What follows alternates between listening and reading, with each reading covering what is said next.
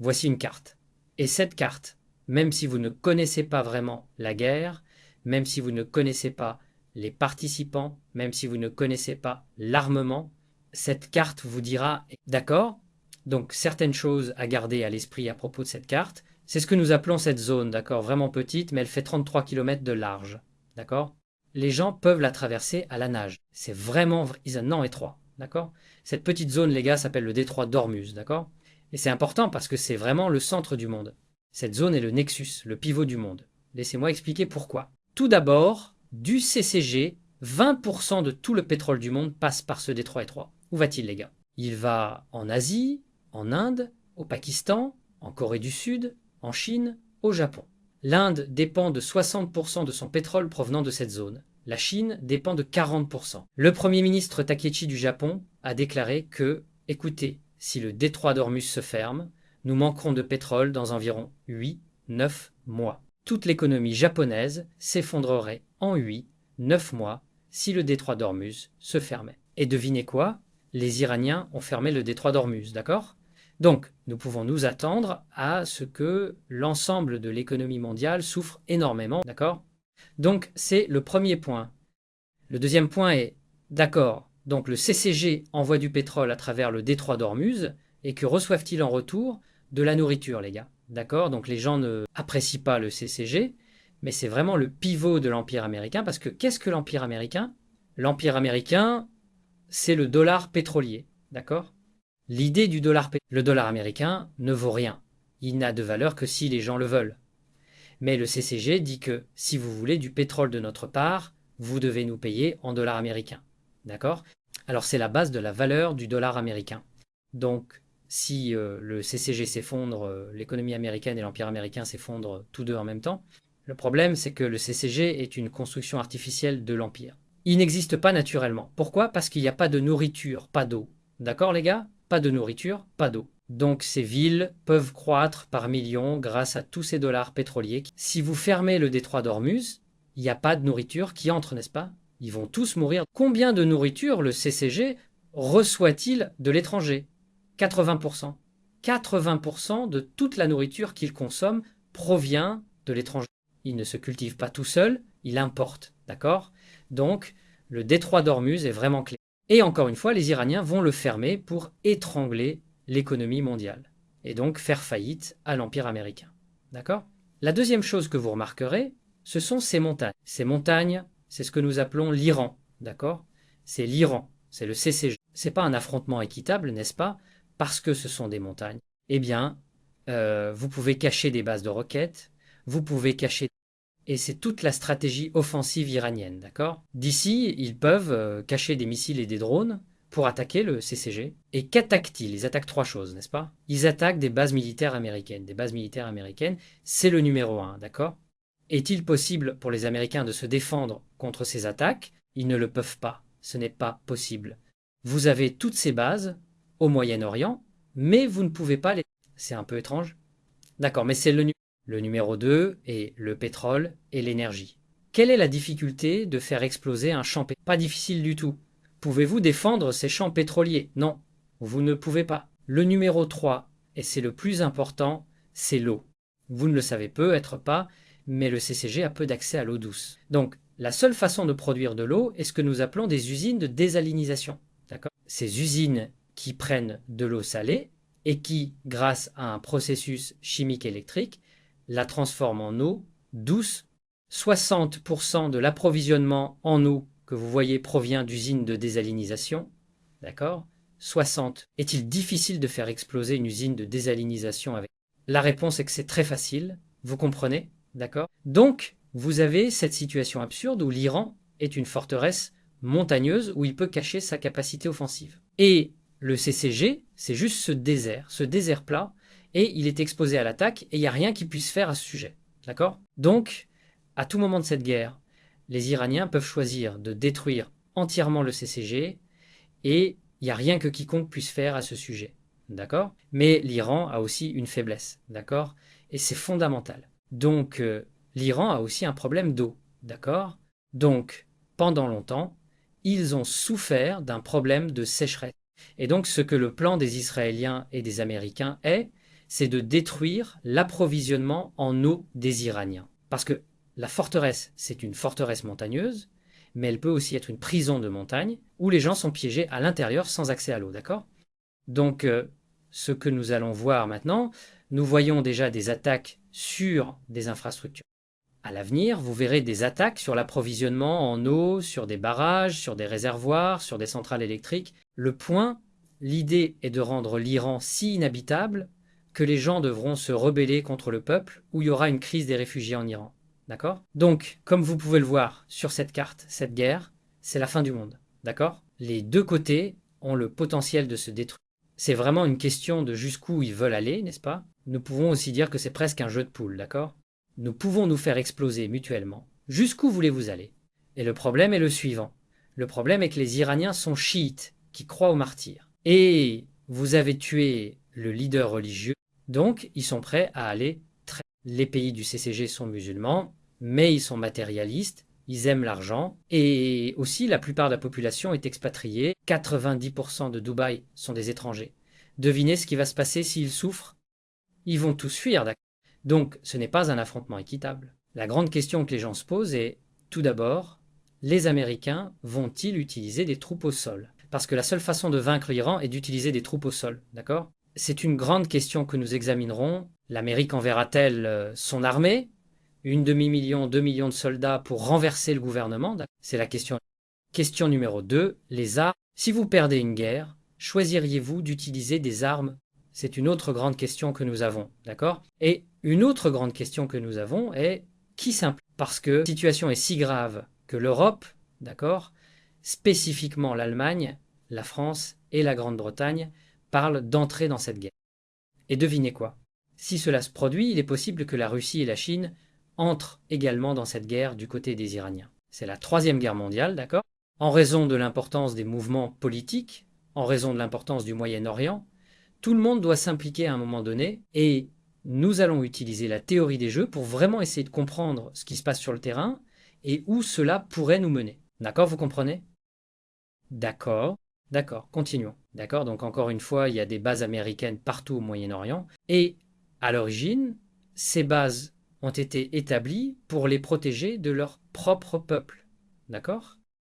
Ce sont des monarchies qui ont été imposées à ces nations par l'Empire anglo-américain, d'abord les Britanniques, puis les Américains sont venus soutenir ces monarchies, et donc elles fournissent une défense. Mais ensuite vous vous dites, attendez une minute ici.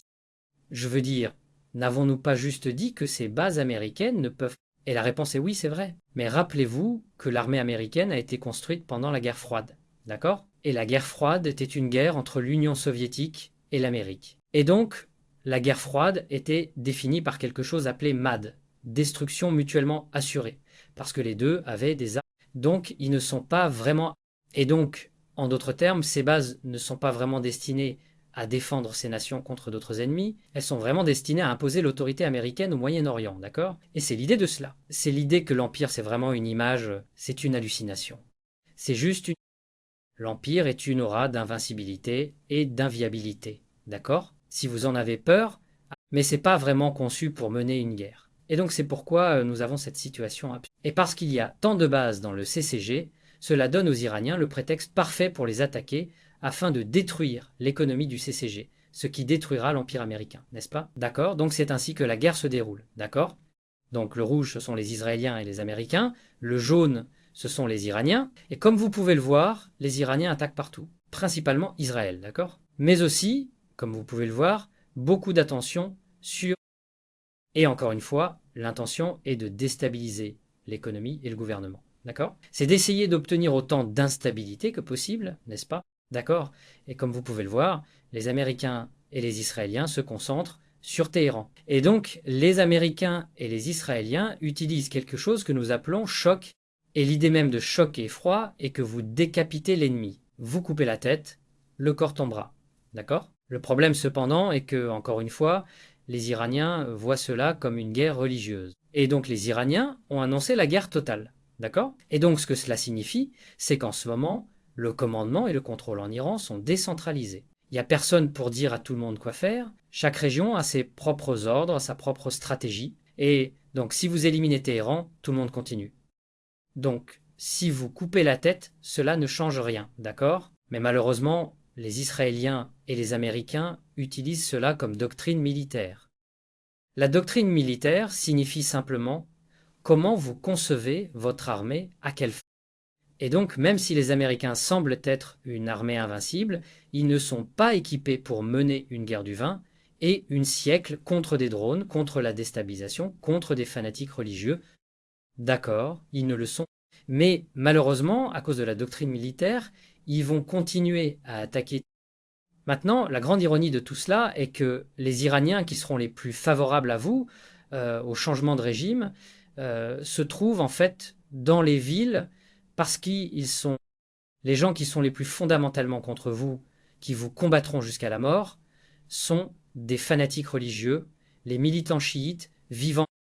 Donc c'est une chose vraiment stupide où vous détruisez en fait ceux qui sont les plus susceptibles de vous soutenir et vous laissez seuls ceux qui sont les plus susceptibles de commettre le djihad contre vous. D'accord? Des questions jusqu'à... Êtes-vous clair? D'accord. Donc une autre idée que je veux que vous compreniez est l'idée d'asymétrie. Asymétrie. Alors qu'est-ce que... L'asymétrie signifie que les deux côtés choisissent de mener des guerres différentes en utilisant des techniques différentes parce que l'un est beaucoup plus fort que l'autre. D'accord? L'Amérique a un grand empire. Elle a des ressources illimitées. Elle contrôle le monde, n'est-ce pas? L'Iran est un pays qui est sous sanctions économiques depuis 45 ans. Il est pauvre. Sa technologie est très limitée. Mais comme nous l'apprenons dans cette classe, en réalité, ces nations qui sont pauvres ont en fait plus d'énergie. Elles sont plus ouvertes et elles sont plus... D'accord, alors c'est ce que nous appelons les drones Shahad. Chacun de ces drones coûte 50 000 $ au maximum. Au maximum. Il peut coûter aussi peu que 35 000, mais l'un d'eux coûte 50 000 $. Comme vous pouvez le voir, vous pouvez mettre beaucoup de ces drones dans un camion qui peut aller n'importe où en Iran et ils peuvent se cacher n'importe où. D'accord? Donc la chose à comprendre est, tout d'abord, ces drones sont bon marché, ils sont faciles à fabriquer, ils rapportent environ. Et comme je l'ai mentionné, il y en a environ 80 000 en ce moment que les Iraniens ont. Donc ils peuvent continuer pendant longtemps, d'accord? Et l'un de ces drones, encore une fois, il peut détruire un champ pétrolier, il peut détruire un hôtel, il peut causer beaucoup de dégâts. Et il est facilement transportable. Vous pouvez l'utiliser de n'importe où. Et c'est ce que les Iraniens utilisent comme arme offensive. Et comment les Américains se défendent contre eux? Ils utilisent ce qu'on appelle... D'accord, c'est ce qu'ils utilisent. FAD signifie défense aérienne thermique. Et ils ont aussi, comme il y en a beaucoup, la chose que vous devez savoir sur le système, c'est qu'il est vraiment cher. Ce missile, les gars, coûte 1 million de dollars. 1 million. Donc, il y a ce drone de 50 000 $ qui arrive vers vous et vous lancez un missile. Et souvent, ces missiles ratent, donc vous devez en lancer 2 ou 3. Donc, vous dépensez 2 à 3 millions de dollars pour chaque 50 000 $ que les Iraniens dépensent. C'est un peu... La deuxième chose que vous remarquerez est que cette chose est vraiment grande et vraiment lente. Et donc, vous ne pouvez pas vraiment la déplacer. Par conséquent, c'est assez facile d'opérer où cela se trouve et l'attaquer. Et quand ces choses explosent, c'est beaucoup d'argent, les gars, d'accord? Alors vous êtes comme... Quoi, cela n'a aucun sens. Vous savez que les Iraniens ont des drones. Ils ont eu des drones pendant environ 10 ans. Vous avez également vu des drones utilisés dans la guerre en Ukraine avec des effets dévastateurs. Pourquoi les Américains ne savent-ils pas cela?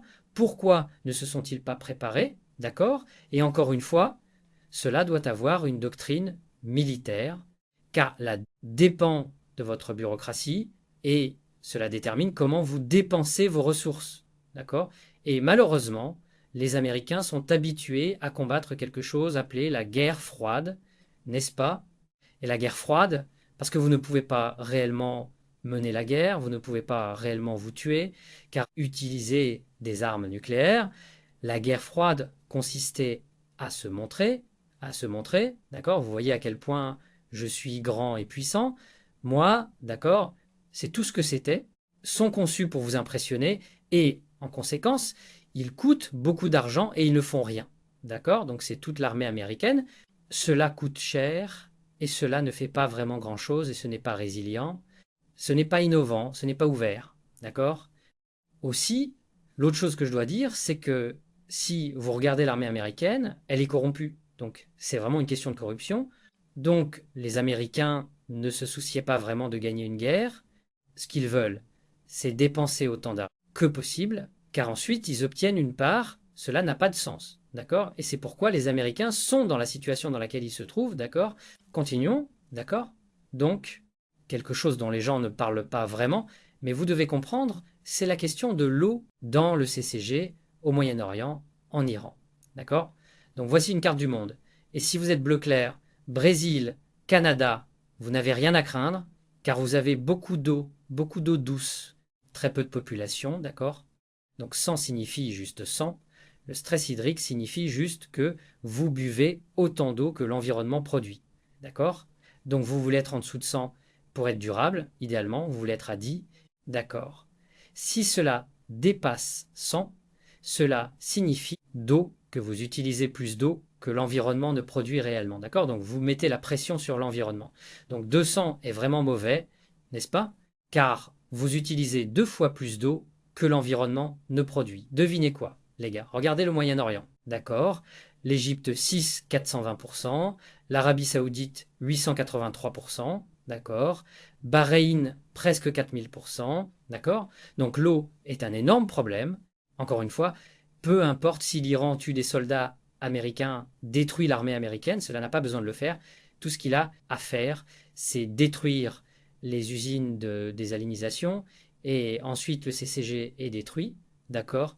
Mais il est aussi vrai que l'Iran, des problèmes d'eau, 72 c'est plutôt mauvais, d'accord? Donc même si les Iraniens pourraient détruire le CCG beaucoup plus rapidement que les Américains ne pourraient détruire l'Iran, l'Iran est toujours en difficulté, d'accord? Donc, laissez-moi vous donner un exemple de cela. C'est comme, désolé. Donc, voici une autre carte qui vous montre le problème de la rareté de l'eau. Orient, d'accord. Le plus gros problème dans le futur est l'eau, d'accord. Et c'est là que les tensions géopolitiques surgiront à l'avenir à propos de l'eau. L'Inde est également affectée. D'accord, d'accord, d'accord. Donc, regardons la carte, les gars. C'est le 6e plus grand lac d'eau salée du monde, ou cela l'était. D'accord? Voici à quoi il ressemblait en 1924. Ceci est peu profond. Ceci est profond. D'accord? Il n'y a plus d'eau ici. Vous pouvez marcher d'ici jusqu'à là-bas. D'accord? Il y a un peu d'eau ici, mais c'est peu profond maintenant. C'est à quel point le problème de l'eau est sérieux en Iran, et c'est le point faible que les Américains et les Suédois attaqueront. D'accord? Ils veulent s'assurer. Se trouvent les Persans, mais vous avez aussi 10 autres groupes, et dans les zones frontalières, c'est essentiellement un autre pays, n'est-ce pas? Comme sont essentiellement des pays différents, et donc ces endroits ont plus de zones communes avec leurs voisins qu'ils n'en ont avec l'Iran. D'accord? Donc la deuxième faiblesse de l'Iran pour l'avenir est de détruire l'Iran en tant qu'État-nation cohérent divisé en enclaves ethniques et de les faire se battre pour l'eau. C'est le grand plan des Israéliens et des Américains. D'accord, d'accord.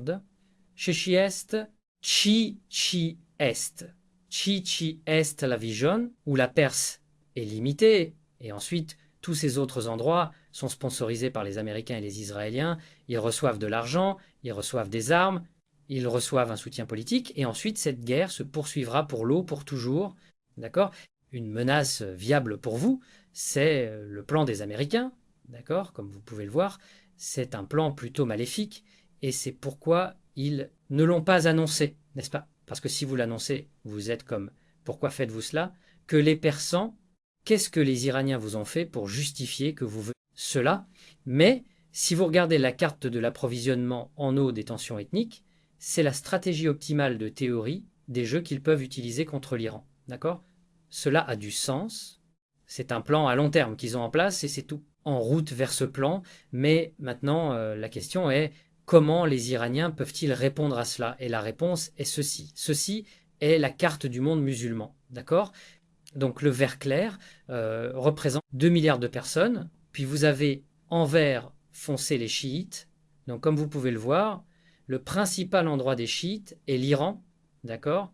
L'Iran est l'une des rares nations chiites dans le monde. Mais vous pouvez également voir sur cette carte que les chiites sont répandus dans le monde, d'accord? Et donc la première chose que les Iraniens veulent faire, c'est créer un djihad pour unir tous les chiites contre l'Empire américain, créer un soulèvement et cela se produit déjà, les gars. Les chiites au Pakistan ont pris d'assaut leur ambassade au Pakistan et les Américains ont tué beaucoup de gens, d'accord. Les chiites ont attaqué l'ambassade américaine en Irak. L'ambassade américaine, Shia, have attacked the American embassy in Iraq. The American embassy sont attaqués dans beaucoup d'endroits, n'est-ce pas? Donc, la première stratégie est de créer un djihad international global, des chiites contre l'Empire américain, et cela continuera pendant longtemps, car les Américains ont tué l'autre Khamenei, d'accord? Et cela nécessite de la vengeance. L'autre chose, c'est que cela peut unifier le monde musulman, d'accord? Si vous regardez cette carte, la plupart du monde musulman est en fait dirigé par des dictatures qui ne sont pas du tout populaires, d'accord? Et ils sont autorisés à exister à cause de l'Empire américain.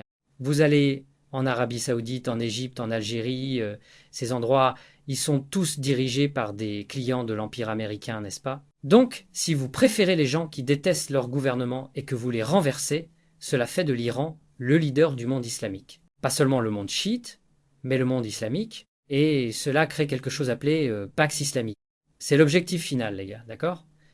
Si vous faites cela, alors vous n'avez plus à vous inquiéter des Américains et des Israéliens, d'accord? Donc, le plan de jeu israélien, le plan de jeu américain est de fracturer l'Iran, et ils se battront pour l'eau, pour le reste.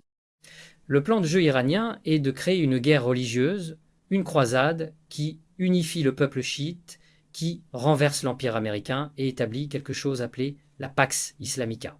D'accord? Donc encore une fois, la clé est le CCG. D'accord? Donc le plan de jeu est le suivant. Pourquoi? Parce que le CCG est le pivot de l'Empire américain. Donc ce que fait le CCG, c'est ceci, il vend du pétrole, et ensuite pour des dollars américains. Où met-il les dollars? Il met des dollars américains dans le marché boursier américain, d'accord? Donc ce sont des investissements des Émirats, d'accord, d'Arabie Saoudite et dans les marchés financiers américains. Comme vous pouvez le voir, de 2012 à aujourd'hui, cela a explosé, d'accord? Parce que les marchés financiers américains, l'intention est, et si je coupe le pétrole et que ces pays n'ont plus accès au dollar américain, ils sont forcés de dépenser toutes les ressources qu'ils ont pour se protéger, d'accord?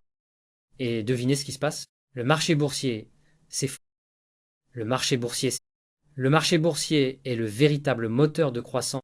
Toute l'économie américaine s'effondre avec lui. D'accord? Il y a peu, être environ 7 entreprises en Amérique qui représentent environ un quart de la croissance du marché boursier. D'accord? Ces 7 entreprises, bien sûr, sont toutes des entreprises d'IA, Nvidia, Microsoft, Google, Apple. D'accord? Ce sont les entreprises.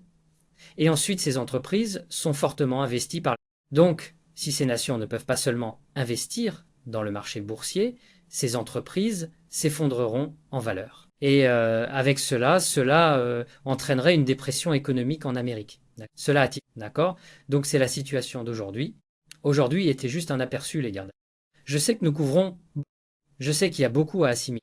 Mais au cours des prochaines semaines, nous explorerons chaque question en profondeur et vraiment comprendre ce qui se passe réellement. D'accord? D'accord? Donc, des questions sur ce que nous venons d'apprendre. D'accord? Si d'autres pays comme l'Italie, la France, la Chine ou la Russie, ils ont aussi rejoint cette guerre, comme quel est le coût de leur participation à la guerre à cause du pétrole ou de ses ressources? D'accord, c'est une bonne question. D'accord?